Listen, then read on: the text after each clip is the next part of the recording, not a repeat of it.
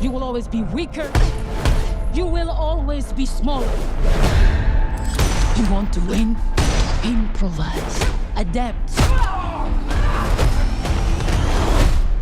Cheat. Ballerina is one of the more satisfying franchise spin-offs in recent memory. In this era of IP, every studio is desperate to max out their potential sequels and spin-offs that their key franchises can handle, and Lionsgate has a whole slew planned around the John Wick franchise. Yet what makes Ballerina different is that this doesn't really feel like too much of a derivative of the franchise, given the fact that Keanu Reeves was actually coaxed back to reprise his role. While his contribution to the film is mostly limited to the final act, his involvement is far more than a cameo, with him having a legitimate supporting role, giving the movie a welcome sense of legitimacy. The film takes place between the third and fourth John Wick movies, with us seeing the scene in Parabellum where Wick comes to Roscoe Roma's director, once again played by Anjelica Huston, for help from the perspective of Ana de Armas's Eva Macaro. So in this one, she's an assassin who's part of the Roscoe Roma Association, and she wants vengeance on the network of killers who murdered her parents. Many classic John Wick characters show up, including Ian McShane's Winston and the late Lance Reddick as Sharon. However, Ballerina also doesn't spend its entire 126-minute running time winking at the audience with all the John Wick universe nods. Given the appeal of the Armas, it's not hard to invest in Eve's quest, with the movie having an intriguing hook.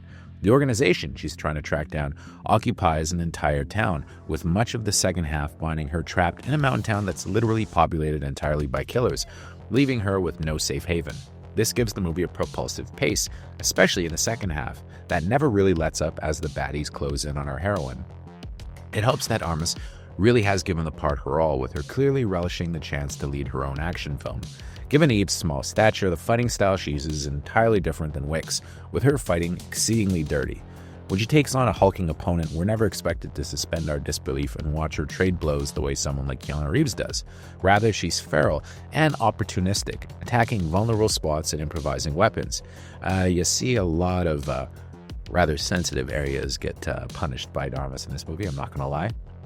The 8711 action gang make the action convincing, and Armas's intensity and charisma will no doubt help this catch on a lot more than other female-fronted action movies might have in the past.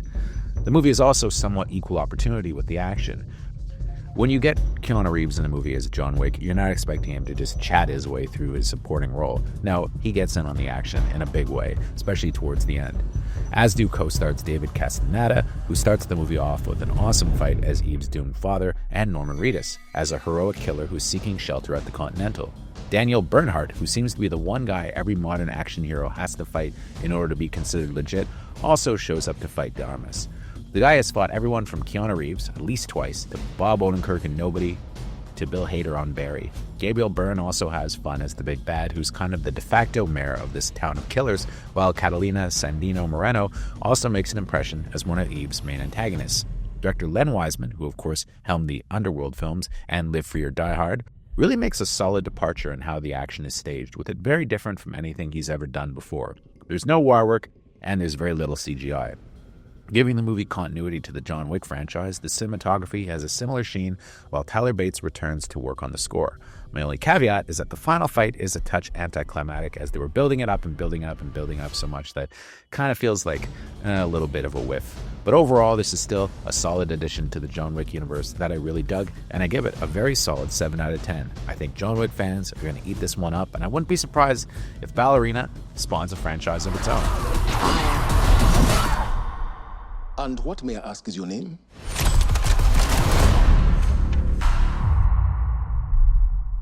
Thank you for clicking on our video, everybody. If you like what you saw here, please make sure you like the video and subscribe and share with your friends who like this sort of content. JoBlo was created by movie fans for movie fans, and we appreciate your support.